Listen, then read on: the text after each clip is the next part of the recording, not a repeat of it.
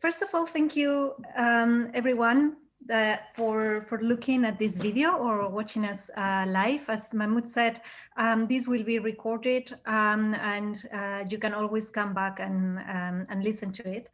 I don't want to say much. I just want to introduce the TReND Outreach Grant and tell you a little bit how they came about. And then I'll let Mahmoud talk about the details. So as many of you may know, TReND in Africa, which stands for Teaching and Research in Natural Sciences for Development in Africa, started almost 10 years ago.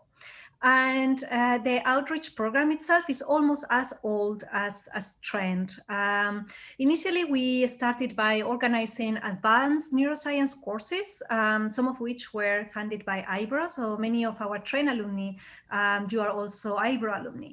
And from there, we moved on and we conduct a lot of different activities to support you and to support you in whichever ways you find that are more helpful for you. So I'd just like to take this opportunity to briefly mention TReND programs. So these include intensive courses that are, of course, on neuroscience, but also in many other disciplines. So we have courses on genome editing, on making and repairing your own equipment by using open source tools. We have also had courses in molecular biology, as well as in bioinformatics and other topics. So please, I do recommend you to check out our website. In addition to that, we have an equipment donation program. So we try to provide equipments that you may need at your laboratories for either research or teaching. And again, if you were not aware of this, please do check our website. And we also provide what we call a collaboration program. It has had different names. It has a volunteering program or collaboration program by which if you are looking to increase an expertise at your university, or perhaps it's an expertise you already have, but you would like to have someone international outside your university to discuss and to broaden more the knowledge that you have, then you can request volunteer scientists that they can either attend your university for a specific period of time, or they can now, especially that traveling has become so difficult with COVID, to do a program online through which they can organize lectures, they can organize journal clubs, they can also organize one-to-one meetings with people at the university to help you in grant writing or in project design. And when the visits are on site, of course, they can organize practical courses if you are interested in learning any new skills. So again, if you are not aware of these programs, please go onto our website and check them out. And finally, well, we of course organize a number of webinars, and I also recommend you to check our Facebook regularly, as well as our YouTube channel, where we have recorded and saved a lot of really, really good webinars that you can always go there and watch. And that's where this will also be stored. And of course, last but of course not least, is our outreach program. And I think this is one of the programs that I am most proud of. I think is one of the most important activities that TReND does. And this is being led by Mahmoud. And he has done an amazing job, not only in organizing activities himself, but also in helping others organize activities. And as I mentioned, this outreach program has been going on for almost as long as TReND, I think like maybe 8 years. And it has worked through a collective effort. So I think something that is important is that when you do a TReND activity, this is not an activity that you do for TReND. You are TReND. TReND is not a small group of individuals. TReND works because everyone who wants to improve how science and how education is done in the African continent can be TReND. So we are all, everyone watching this, we are all TReND. And that's what I think that you should really put in your mind, that once you do an activity with us, you are part of us. You become part of a community, and we have WhatsApp groups where we can exchange information. And you are also able to bring ideas to the table, to bring ideas of what other things can be done that maybe we haven't thought about. So we really like that. So if you have any of those ideas also beyond these outreach grants, please contact me, contact Mahmoud, because we are always really happy to hear from people. Now, how did these outreach grants came about, and specifically the ones that that we managed to get funding for now? So the story here is that back in 2018, I got a research grant from the research that I personally had done before.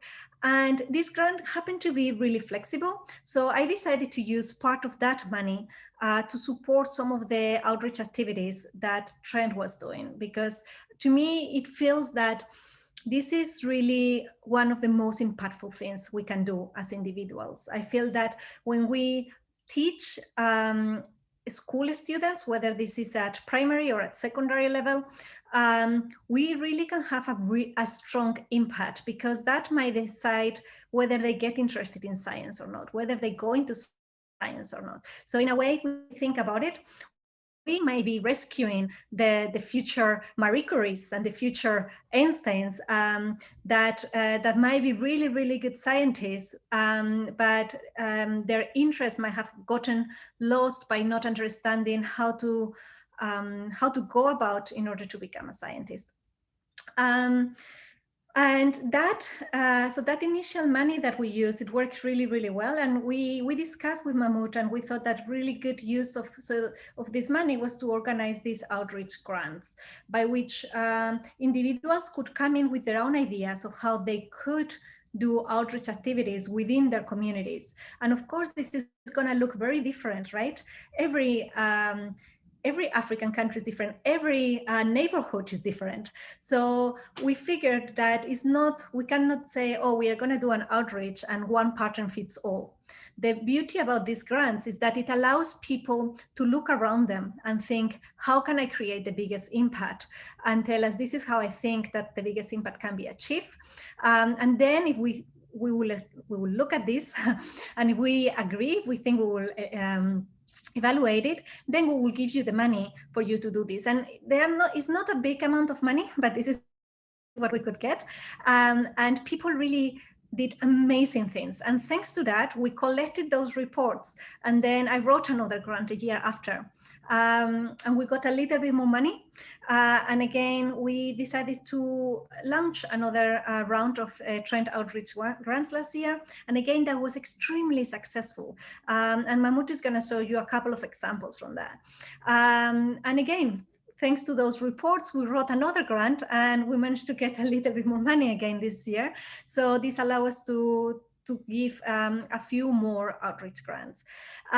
These grants, this funding is coming from the L'Oreal Foundation. So the L'Oreal Foundation is associated to the company L'Oreal. You might have heard about it. It's normally used for beauty products, but they are really invested in science since a very long time. Particularly, the foundation has a program that is called For Women in Science, and it aims at promoting women in science. So there is currently a very huge divide in most scientific disciplines are dominated by males. And we need to do an effort, both females and males. Again, we need to always act as a team to reach equality.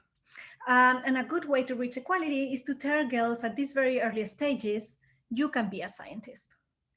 So that's the goal of these grants. You can organize them whether you are a female or whether you're a male. This doesn't matter, but they need to have a component by which specifically girls will be targeted, will be encouraged. And again, it doesn't have to be restrictive to girls. A lot of people choose to do this in schools for girls. This is not a condition, but the activity needs to be geared towards equality, towards doing activities that will ensure that girls feel empowered as their male colleagues to follow a scientific path. So yeah, I'm really, really excited to see what's gonna come out. I really encourage people to send your ideas and your applications. And I hope that this round is as good or better than previous rounds. And I hope that by this we can help development and little by little put our grain of sand towards this huge mountain that is improving scientific research and scientific education and bridging the gender gap. And with this, I will not go any longer. I just let Mahmoud take over from here. Thank you very much, Lucia, for a brilliant introduction. It really makes my job easier because it means I don't really have to talk about this focus of the grant. So based on what you've heard from Lucia, the focus is to see how women or girls particularly will be encouraged to see a career in science. You've heard clearly how you could apply as a female or as a male, but together with a female TReND or IBRO alumni, and the activity can be in a school for girls or in a school for boys and girls, but in which there is equality. So the whole idea is to promote or to encourage girls also to take career in science. So I thought that now that we've spoken about that, I should show you some examples of previous activities that we funded. I think now this is the third year, like Lucia mentioned, and I think we've funded about 10 projects in the last 2 years. So this is quite exciting. So for example, this is one of the programs we funded last year in Nigeria. And you could see that there were a lot of female that attended the program. You could see the class fully kind of full and all excited. They were given some classwork to do, and you can see the facilitator showing them some part of the human body. So we are quite excited by that. And this is meant to be just a session to give you an idea of the kind of things that we are interested in, but they did send us an evaluation report which showed that the activity really helped in motivating the people rich in this activity, which is something that we are really keen on all the time. And another event that we funded was in Kenya. Harriet organized this event, and Harriet is a TReND alumni from the TReND school in 2013. Actually, we attended the same TReND school together with Harriet in 2013. And she organized this event, which was really, really cool. And the evaluation also looked really great. And I think this is the second time that Harriet uh, has organized such kind of event. So this is just to give you like a test of previous activities that have been funded by TReND small outreach grant. Now, one thing that I wanted to mention is who can apply, and it's obvious that we want TReND alumni or IBRO alumni to apply for this grant, and it's obvious because we work closely with IBRO, and IBRO has funded a lot of the activities that we've been doing. And for TReND alumni, Lucia did mention that it's not about small individuals. As long as you've attended any TReND school, then you are a member of TReND, then you are a TRender, which means that you can come up with your ideas and organize these activities in your communities in the way that you think would best help to empower the target group where you are. So TReND alumni or IBRO alumni, the focus is on you guys. And then the types of activities. So we thought that we should give you some ideas about the type of activities you would be interested in seeing, but obviously feel free to, think about something entirely different or something along this direction, even better.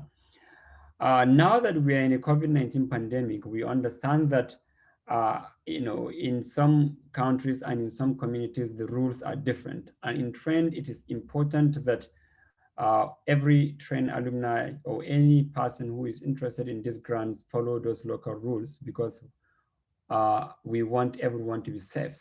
So in some of these communities, it may not be allowed for individuals to organize activities where there's mixing.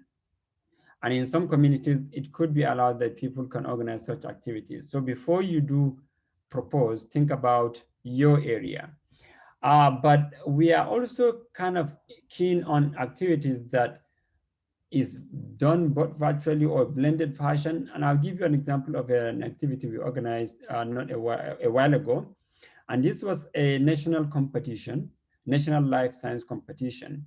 And in this program, what we did was we had a series of steps to encourage people to pursue career in life sciences. We started by first asking all secondary school students across Nigeria to write up an essay or whatever in areas of life sciences to showcase how excited or why they are interested in science. So we collected all these applications from around the country.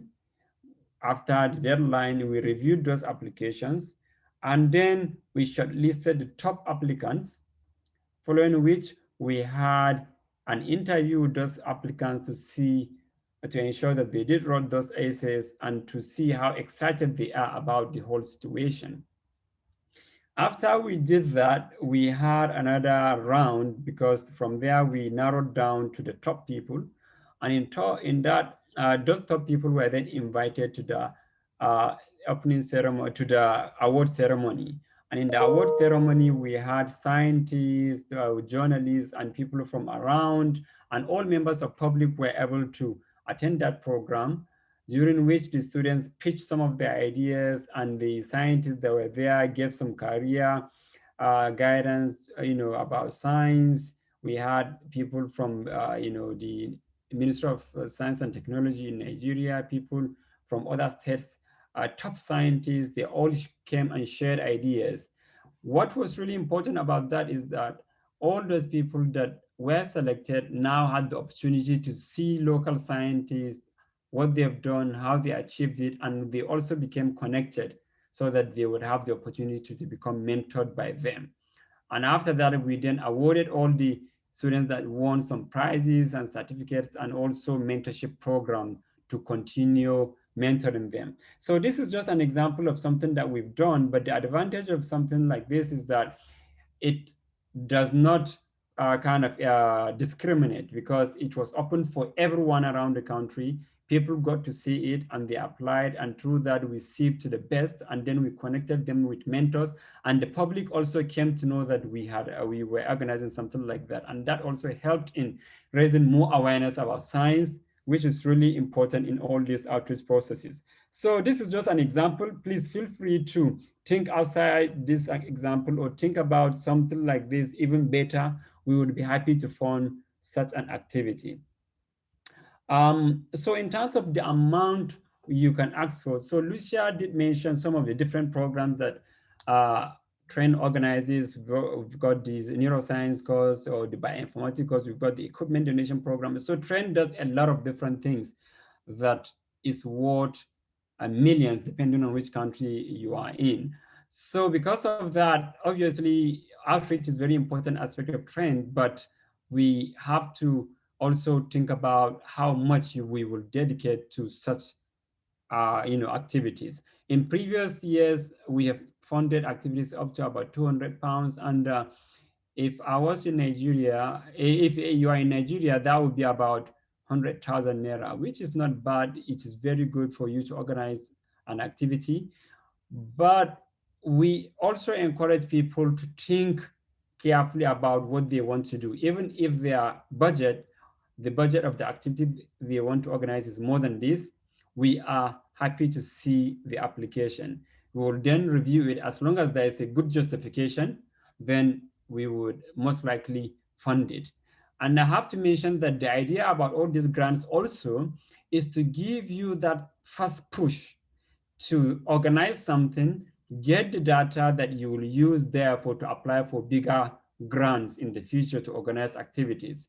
So you can consider this as like that, small grant to help you to actualize your ideas, after which you can then push forward towards other societies to get grants from them. And then finally, the TReND General Coordinator, to give you some details about the opening for the application and deadline, and following which we can entertain some questions, I think. Hello, so I'm Aisha. So we'll officially launch the grant application on the 17th of November. So that will be tomorrow, and it will close on the 15th of January. So if you are a TReND alumni, you'll receive an email shortly, and just check out our channels of like social media. You might find the application there as well. So yeah, so that's all I have to say in regarding the launch of the application. Thank you. Great. I think now that we've got some time, if you have any question that you would like to ask, I think this is the moment to ask them, or anything that you would like clarification on. So if you could raise your hand on the bar, I can then allow you to talk. Okay.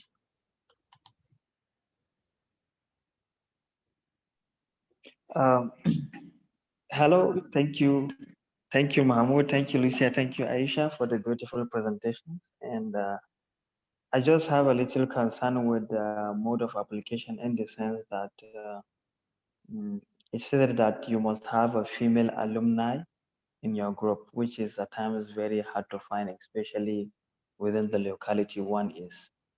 And I think even the last opening for application, that was a constraint I had.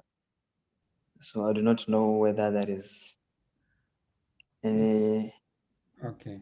But this is something about exactly that. the problem that we are trying to, this is exactly the problem we are talking about. So finding a female scientist is not be so hard, and that's what we are trying to, that's why we are promoting these grants. I think that, is it really, can you not get a bit imaginative, right? Like, I don't know if you're a neuroscientist, like the outreach doesn't need to be just neuroscience, right? Can you maybe find like someone that you can apply with to do an event that might cover both of your specialities? I don't know if maybe you can find a doctor or a nurse or someone in a different department that is not your department, and then reach out to them and try to make an event jointly together, for Yeah. example. I think that could be a good approach. Yeah, and also to add that, I think the fact that you are a TReND alumni, automatically you can apply. But what Lucia is saying is that you can have a female as part of the application. So this female person doesn't have to be a TReND alumni.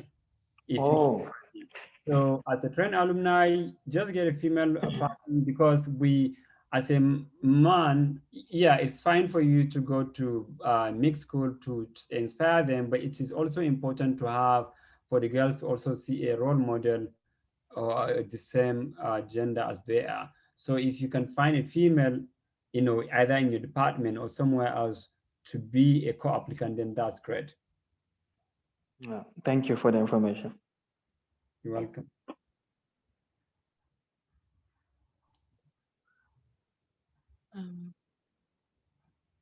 Any more questions?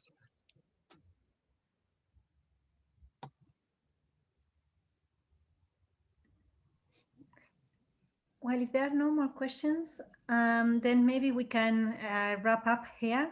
Of course, you can always ask questions by our Facebook Oh, we have group. one more question. Oh, one more question. Okay, so let's listen to that. But then just to say, if when we hang suddenly you think of a question, or if you're not watching this live, you can always ask through the Facebook group, and then we'll try to reply so that everyone can see it. But you can also send us an email to, particularly to Mahmoud or to Aisha or to myself. Okay. So, China, I'm going to allow you to talk as well. There we Sorry, I have a kinetic network and all that. Thank you so much, Mahmoud, Lucy, and Asia. I was cut off initially. The outreach, is it on neuroscience or just on science? Is it on neuroscience alone? Or No, because one can do the outreach on maybe using Drosophila or just generally on science? That's my question. yeah, generally on any STEM discipline. Okay. Okay, I lost this thing initially. Okay, thank you so much. Thank you.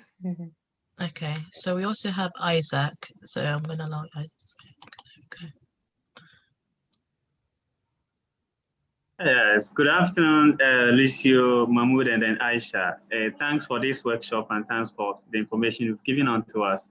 Yes, I would also like to know, in the first place, one, we are talking about, Aisha talked about sending mails to TReND alumni, but some of us are Hebrew alumni. So is that implied in your message, or how are you also going to get a mail? Number two is that some of the collaboration we talk about, can we collaborate with people who are non-scientists but may have interest in STEM? They are non-scientists, they are into communication, into other areas, but they do have interest in science. Do they also qualify to be part of the collaborators? So maybe, yeah, maybe then Mahmoud, you can also answer. So the first question about eyebrow is that, so if you send us an email, then we can include you in the list.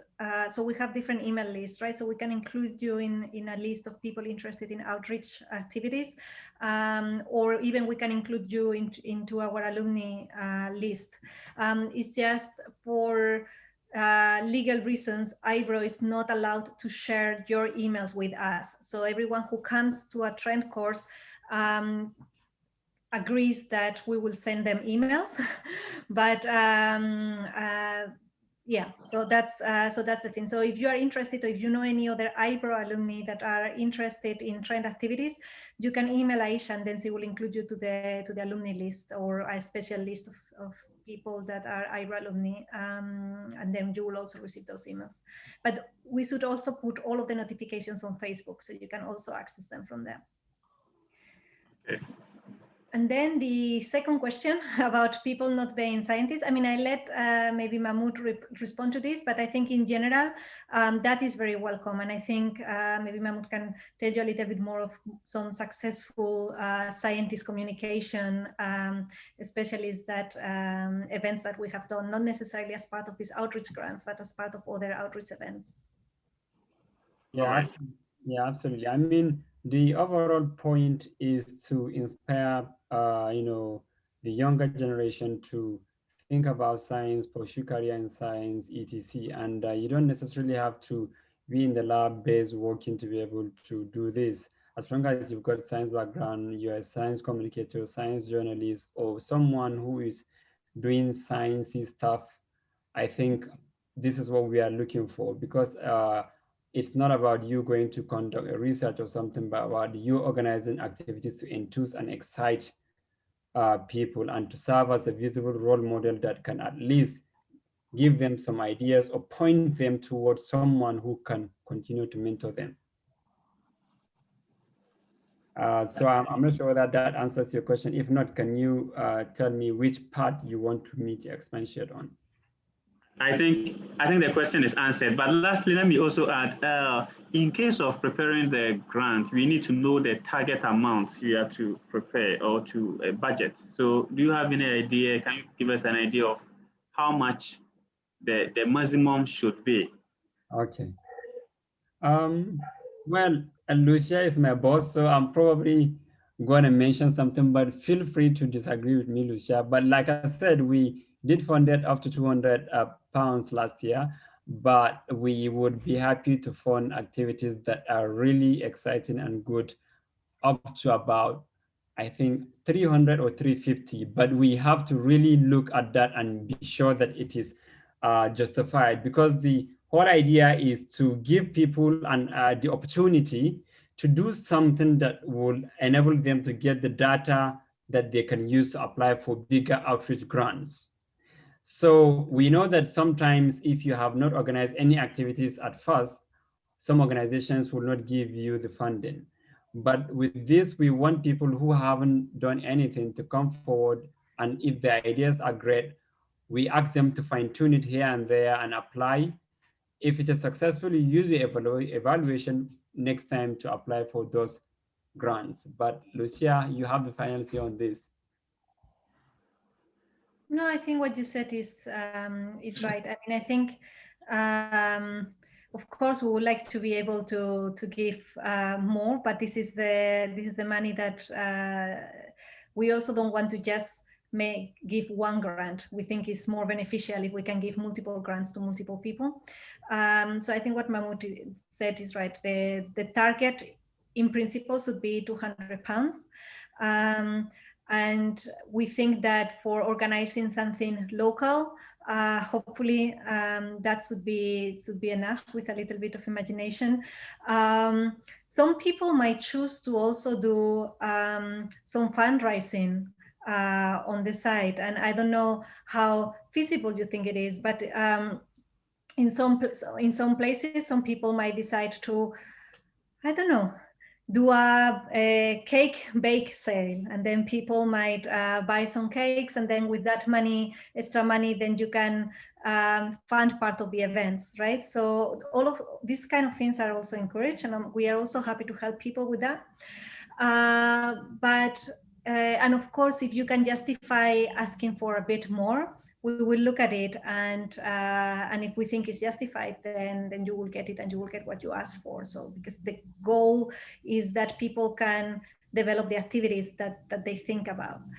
And then just to highlight, so there are a lot of outreach grants that are given by different scientific and non-scientific organizations, but mostly scientific organizations. And we can also help people apply for those grants, but it is much easier for us to help you if you have a track record of having organized some outreach events. So that's why we think that these grants are so important. Like, let's say you organize a small event with these £200, and then you realize that it really had a huge impact, and you would like to organize something bigger that requires more funds.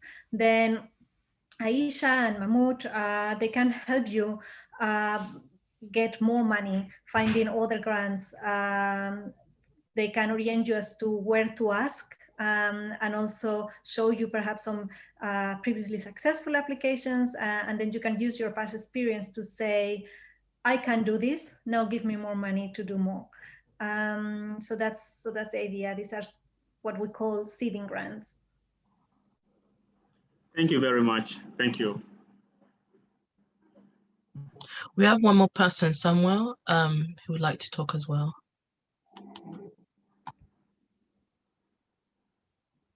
Okay, thank you, Dr. Mahmoud, Dr. Lucia, and Aisha. Based on the focus of the grant, is it the schools to be reached or the audience to be reached? Must they be institutions or schools with a girl specific, or it can be mixed, but extracting the girls for the outreach? I don't know if the question is clear. Yeah, it is very clear, Samuel. No, we don't want you to extract the, the girls and leave the boys. The focus obviously is to kind of empower as well as showcase female role models as in girls' schools. But if it is a boys and girls' schools, it's absolutely fine. But make sure in your team you've got a female as well, who at least the girls will look up to. This is what we want. We don't want to end up saying, oh, take out the boys and just leave the girls. If it is a girls' school, it's fine. But if it's a boys and girls school, then that's absolutely fine for you to organize the activity in. But make sure you have a female among the facilitators, so that they will see a female role model. Yeah, and if I can just add to that also, it's important to have a good think if you are going to organize the event in a mixed school, about how you are going to make sure that the girls are encouraged, right? It might be that at times, in some places, in some locations, and I have to say I have not seen this everywhere, right? Like, I think it's very variable, but it might be that in some occasions the males might be more bold and they might speak up more, and there is this risk that they might take over some of the activities, if you see what I mean. So in a way, especially when doing it in mixed schools, which I think is a really good idea, you need to keep an eye on how to avoid this. You need to keep an eye on how to make sure that girls and boys are contributing equally to the activity. These gender biases occur, but they are unconscious. People don't even realize. And already bringing bringing in awareness makes a huge difference. So things like going with a timer and saying, okay, of the time that the students speak, I'm gonna time how long boys are speaking or and how long girls are speaking. And then after 15 minutes of runtime or whatever, you may say, when a boy raises the hand, you may say, oh, actually, the boys have already consumed 7 minutes of time speaking, while the girls have only consumed 3 minutes of time speaking. So from now on, for the next 4 minutes, only girls can speak. Just ways to, and you can think, this is just something that occurs to me right now on the fly, but there are other ways in which you can do the same, just to bring awareness that boys and girls need to be equal participants in the production of science. It's not that girls should do more or take the boys away, just they need to be equal participants in this process. Okay, thank you. So I think that's it for questions. So yeah, thank you. Great, thanks everyone. And yeah, any more questions, just post them on Facebook or via email. All right. Bye, everyone. We look forward to your seeing your applications.